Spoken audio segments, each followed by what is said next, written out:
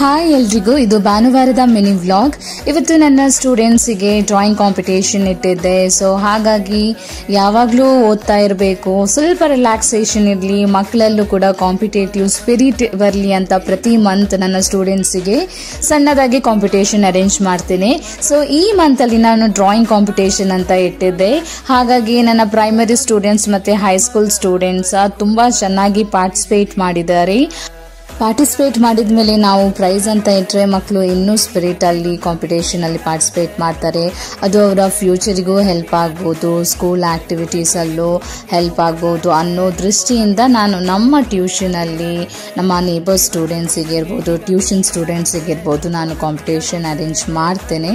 And primary ಸೆಕ್ಷನಲ್ಲಿ ಸ್ಕಂದ ಮತ್ತು ನಿರ್ವಿ winners ಆಗಿದ್ದಾರೆ. ಆ್ಯಂಡ್ ಹೈಸ್ಕೂಲ್ ಸೆಕ್ಷನಲ್ಲಿ ಅನನ್ಯ, ಪ್ರಜ್ಞಾ, ಭವಿಷ್ ವಿನ್ನರ್ಸ್ ಆಗಿದ್ದಾರೆ. Thanks for watching.